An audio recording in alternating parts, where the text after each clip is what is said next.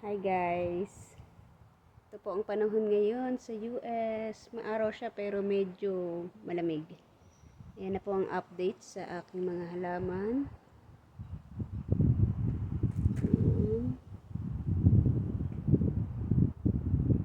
Please pakita ko sa inyo yung ginawa namin ng asawa ko. Kami lang gumawa niyan. Ayan, bakod. Ayan. Ayan.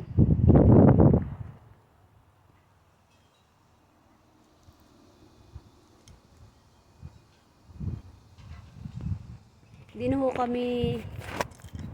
na ho namin kailangan mag-hire kasi dito sa US sobrang mahal mag-hire pag may gusto kang ipagawa, tapos mag-hire ka ng tao na gagawa ng papagawa mo, mahal. Kumbaga magbabayad ka ng per hour, hindi ko lang masabi, siguro mga $20 per hour, tapos hindi rin pare-parehas. Bakit ka pa kukuha ng tao na gagawa kung kaya mo naman, di ba? Ilagay mo lang sa mo, yung ibabayad mo, ilagay mo lang sa wallet, sa sarili mong wallet.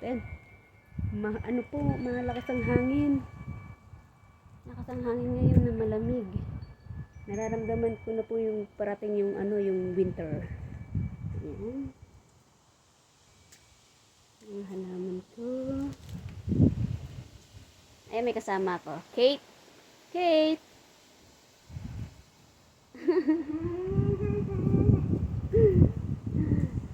Napakabait po niya.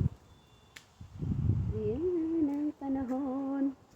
Medyo may araw pa. Napipil ko pa medyo may init. Ayan. Ayan guys, ito yung pinaka-favorite kong flowers.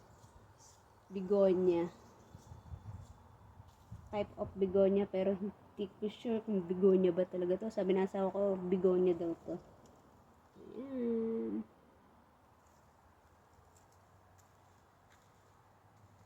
Ayan, fuchsia.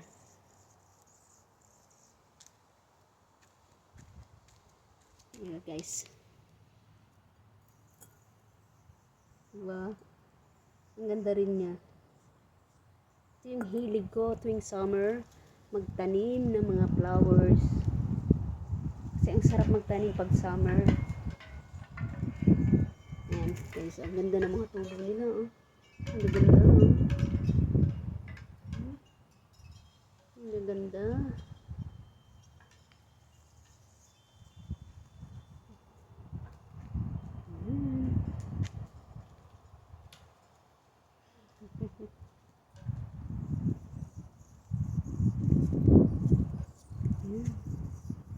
Medyo malakas ang hangin.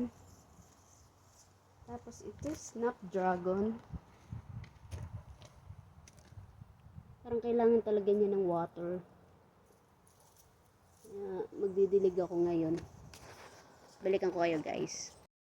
Guys, ito na yung update sa aking maliit na vegetable garden.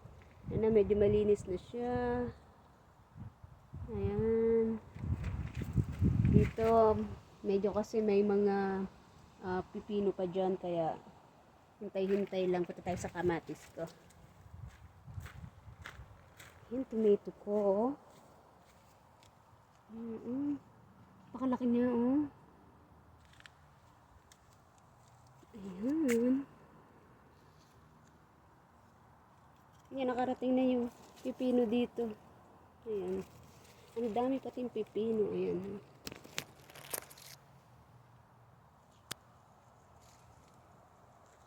Ayan, siguro yan yung harvestin na namin. Siguro sa makalawa. Medyo mainit pa kasi. Pero sa susunod niyan, kailangan na talagang linisin kasi magkakandamatay din sila.